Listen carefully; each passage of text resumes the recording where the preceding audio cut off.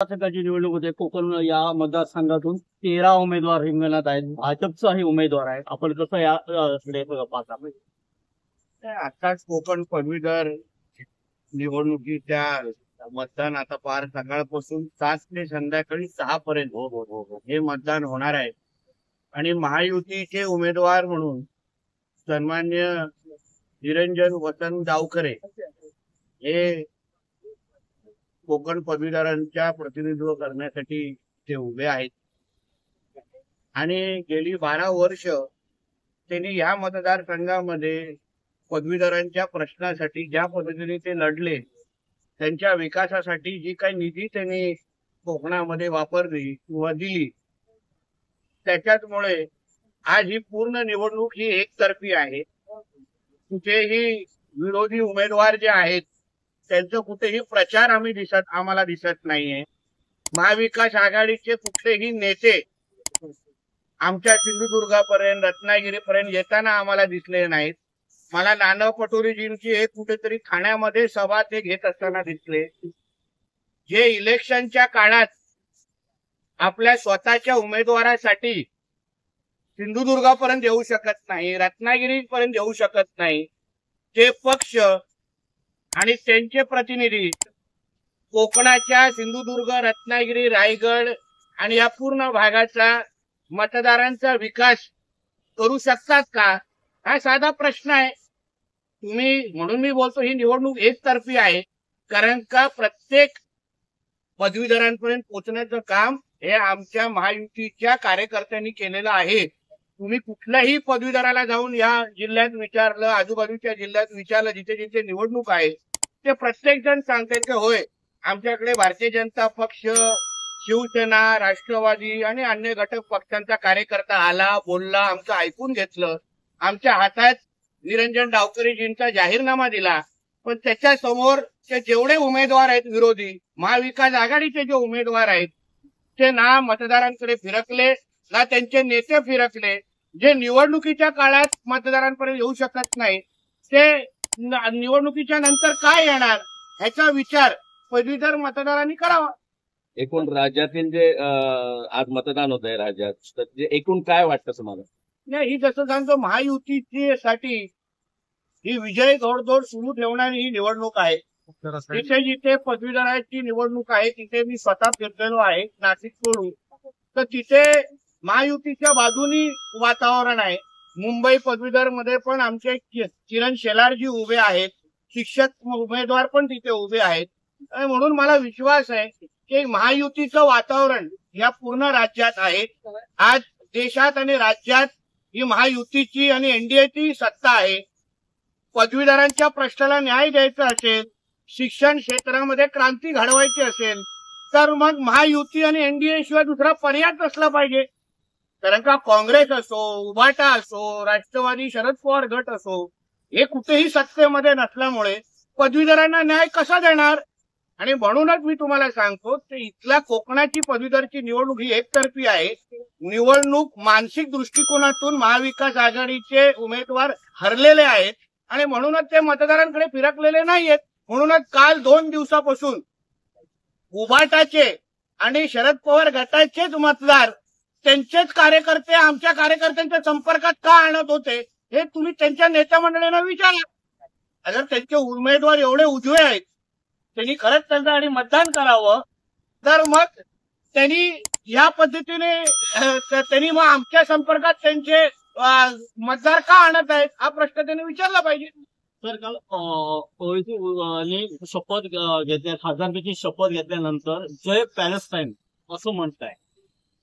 पाकिस्तानच्या संसदेमध्ये कोणी जय श्रीरामचा नारा दिला असता, वंदे मातरमचा नारा दिला असता, तर तो जिवंत त्या संसदेच्या बाहेर येऊ पण शकला नसता.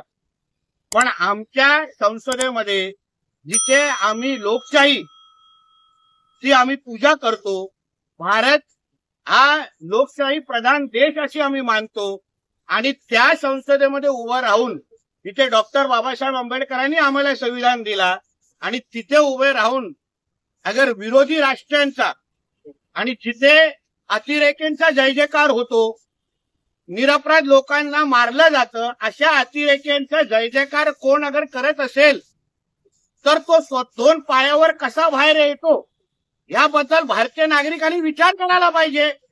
हाच प्रकार पाकिस्तानमध्ये झाला असता, चीनमध्ये झाला असता तर तिकडच्या संसदेने त्याला जिवंत पण ठेवला नसता, नागरिकाने त्याला ठेचून मारला असता.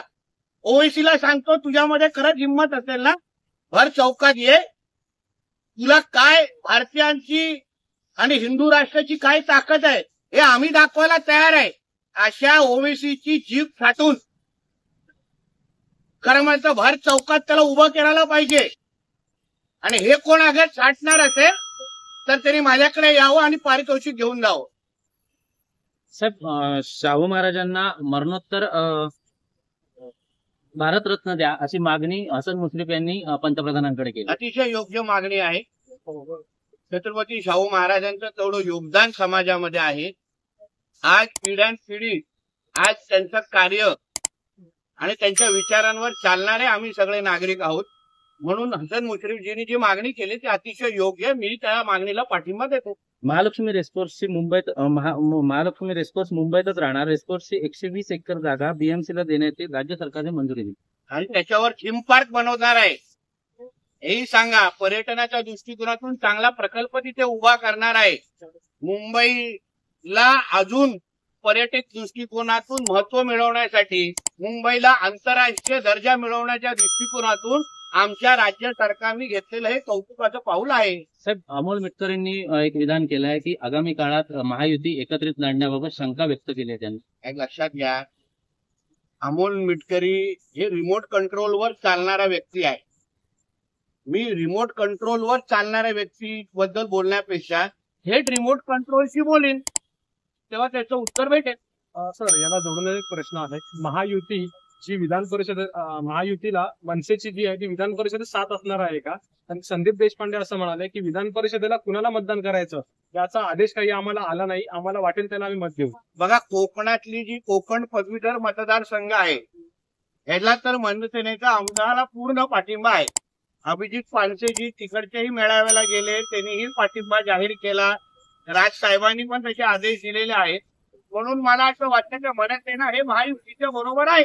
सर, एक जोडून प्रश्न, एक सामनातून टीका झालेली आहे आज उद्धव बाळासाहेब ठाकरे यांचं मुखपत्र जे आहे पक्षाचं, त्याच्यातून की सुंब जळाला पिढी जळेल आणि मोदी जे म्हणतायत की विरोधी पक्ष सक्षम असावा, त्यांनी हुर्रे उडवू नये, तर हे हुकुमशहाने गीता वाचण्यासारखं आहे असं त्यांनी टीका पंतप्रधान नरेंद्र मोदी यांच्या. खरा हुकुमशहा ज्याच्या आजीनी 25 जूनला आपल्या देशामध्ये आणीबाणी लादली, आपल्या देशामध्ये एकदाच आणीबाणी लादली गेली, ते स्वर्गीय इंदिरा गांधीजींच्या नेतृत्वाखाली. आणि खरा हुकुमशहा काल राहुल गांधीच्या रूपाने आम्ही शपथ घेताना पाहिलेला आहे. म्हणून संजय राजाराम राऊतला सांगेन, तुझ्याकडे तू आतापर्यंत उद्धव ठाकरेच्या पगारावर होता, नंतर पवार साहेबांच्या पगारावर गेला, आता आमची खात्री झालेली आहे की तू आता काँग्रेसच्या पगारावर चालणारा त्यांचा कामगार आहे. म्हणून काँग्रेसची जरा थोडी कमीच चाटली, पाय थोडे कमीच चाटले तर महाराष्ट्राचं भलं होईल. कारण का हुकुमशाही कोण करतं हे अगर तुला इतिहास माहिती असेल, पत्रकारिता खरा अगर तुला कळला असेल, तर भारताच्या इतिहासामध्ये एकदाच ज्यांनी आणीबाणी लावली त्यालाच आपण हुकुमशाह म्हणू शकतो. आमचे आदरणीय मोदीजी हे लोकशाही पुरस्कर्ते आहेत, म्हणून तर त्यांनी संविधानाला डोक्यावर लावून नतमस्तक झालेलं आहे. अगर मोदीजी अगर लोकशाही मानत नसते तर हे संजय राजाराम राऊत सारखे लोक आता जेलमध्ये असते इंदिरा गांधींच्या राज्यामध्ये. सर, एक राज्यातला माहितीचा प्रश्न, रात्री उशिरा अगदी वर्षावरती कल्पना सुरू होती, दोन्ही डीसीएम आणि मुख्यमंत्र्यांच्या चर्चा झाली. महायुतीमध्ये सर्व काही अलबेल आहे का? का नाही अलबेल आहे? तुम्ही त्याच्यावरच का चिटकलेला आहात? आमच्या अलबेल आहे म्हणून आम्ही रात्री बेरात्री एक दुसऱ्यावर बसतो की नाही, एक दुसऱ्याबरोबर तासन तास बसतो की नाही? अगर अलबेल नसतं तर तिन्ही आमचे नेते आपल्या आपल्या घरामध्ये बसले असते. महाविकास आघाडी सारखे आमचे एकत्र आहेत, चांगली संबंध आहेत. किती चांगले संबंध आहेत ते तुम्हाला सिद्ध करायचं असेल तर पुढच्या वेळी आमच्या मुख्यमंत्र्यांना उपमुख्यमंत्र्यांना तुम्हाला त्या बैठकीमध्ये बसवायला सांगतो.